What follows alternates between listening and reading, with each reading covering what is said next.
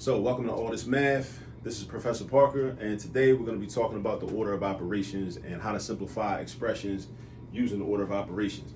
And also, I like this problem right here that I chose, that I gave to some of my students here at Cheney for their homework assignment, because this problem really deals with a lot of the confusion around order of operations, and it addresses a lot of mistakes that students typically make. So I really want to go in on this problem and point out some of those details so I can prevent you from making some of these mistakes. All right, so first we first take account of what we're dealing with. We're dealing with a fraction. It's a big fraction, but yet and still, it's still a fraction, right? Here's our fraction bar. This is our denominator. This is our numerator, right? Now, in our numerator, we have these brackets, right? These vertical bars, right?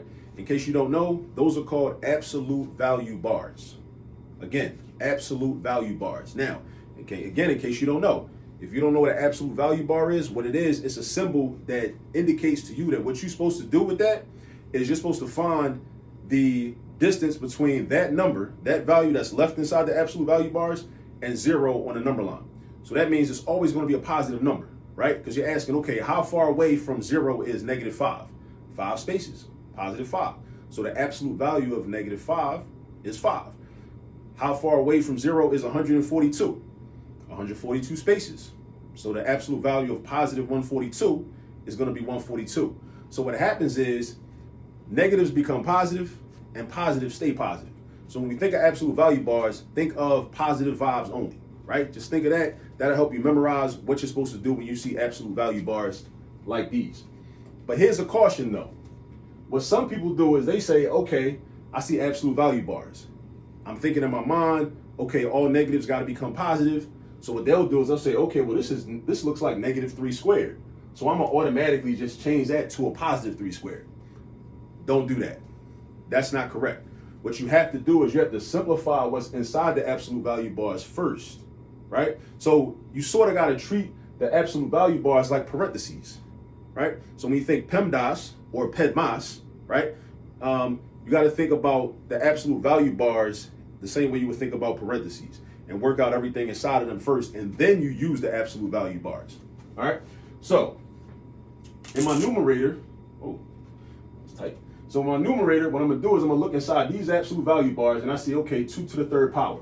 Now again, 2 to the 3rd power is not equal to 6. A lot of people look at that, they move too fast, and they write 6. 2 to the 3rd power is actually 2 times 2 times 2, which is 8, because 2 times 2 is 4, and 4 times 2 is 8. So then over here, I got my absolute value bar still. I got 8, got my minus sign, and then right here I got 3 squared. Now remember, you're not changing this to a +3 squared because of these absolute value bars. That's not how we use the absolute value bars. We have to simplify everything inside of the absolute value bars first, and then we apply the absolute value, right? So 3 squared, again, is not 6. You do not do 3 times 2 and get 6. We're doing 3 times 3, right? What the exponent tells you, right, is how many times that number, the base, the big number, is going to be a factor in a multiplication expression. So if it's 3 squared, then that means I'm doing 3 times 3. 3 is a factor 2 times. When I did 2 to the 3rd, I was doing 2 times 2 times 2. 2 is a factor 3 times, right? So 3 squared is 9. So I'm doing 8 minus 9 and an absolute value. Then I write my plus sign. And then I got an absolute value over here too, right? So we got 12 times 5. Now we know our multiplication facts, so we know what 12 times 5 is. 12 times 5 is going to give me 60, right? So for now, my first step, I break down my numerator, and I'm getting closer to the answer. My numerator is now the absolute value of 8 minus 9 plus the absolute value of 60, all right? Now let's check the denominator out. In the denominator, I have division and division. So what you always want to do with an absolute value expression, or simplifying the absolute value, or simplifying any expression, because the order of operations always applies, right, is you want to take an account of what operations you're confronted with. So I know I got division and division. This one's kind of easy because we don't have to make any choices about what to do first, what to do second, what to do third, because it's the same operation, division and division. So all we do is work from left to right. So the first thing I'm gonna do is 32 divided by -32 divided by -16, which is gonna give me +2. Because remember, a negative divided by a negative gives me a positive always, right? Because the signs are the same. When the signs are the same, your result is going to be positive, whether it's two positives or two negatives. Those are the rules for multiplication and division. Those are not the rules for addition and subtraction. Addition and subtraction have different rules than multiplication and division. So this part is going to become positive 2. And then I write this division sign right here. And then I got negative 4. Now, another thing I want to point out too is that the parentheses around this negative 4 are not really grouping symbols. The purpose of these parentheses is really just to separate this division sign from this negative sign. So you shouldn't be thinking about the P in PEMDAS thinking, oh, I got to do something with this negative 4 first. There's nothing really to do with that negative 4. It's just a negative 4. It's a negative 4 enclosed by parentheses because we want to kind of write this problem a little neater and in a more sophisticated way. And we don't want to have a division sign directly next to a minus sign because then that might lead to some confusion, right? We want to avoid confusion. So now this is my numerator, this is my denominator, but I'm going to keep simplifying though. So now in this absolute value, I'm going to do 8 minus 9 because remember, I'm treating the absolute value bars like parentheses for the time being. 8 minus 9 gives me negative 1. So I got the absolute value of negative 1 plus the absolute value of 60. And when you write your absolute value bars, you want to make sure that they're taller than what a 1 would look like because you don't want to get confused and think that this is 160 when it's really the absolute value of 60. You don't want to do that to yourself. All right, so then you draw your fraction bar. And then in the denominator, you got 2 divided by negative 4. All right, 2 divided by negative 4. Now let me say this. A lot of people hate fractions so much that they'll like recalibrate and rewrite problems in their mind just so they don't end up with a fractional answer. You got to stop doing that, right? We got to confront these fractions and deal with them. So 2 divided by negative 4 is actually this. 2 divided by negative 4, right?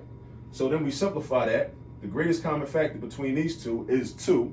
So we just cross out 2. 2 divided by 2 is 1. 4 divided by 2 is 2. That leaves us with 1 over negative 2, or negative 1/2, right? So this denominator is really just negative 1/2, right? So we got negative 1/2. Now, go back to your numerator, next step. But let me back up a little bit. This should be negative 1/2 in the denominator, but what a lot of people will do is they'll say, okay, I see a 4 and a 2. I hate fractions so much. I don't want to deal with fractions. So I'm going to just like reverse the order of these. I'm going to try to like apply the commutative property to division, which you can't do. You cannot do that. That is not mathematically correct. You can't do that, right? They do negative 4 divided by 2 and get negative 2, just so they won't have a fraction in the denominator. We got to deal with the fractions. We got to deal with the fractions. We got to be brave and bold and deal with these fractions, all right? We learn how to do them, learn how to deal with them, learn how to add, subtract, multiply, and divide them, we'll be fine, all right?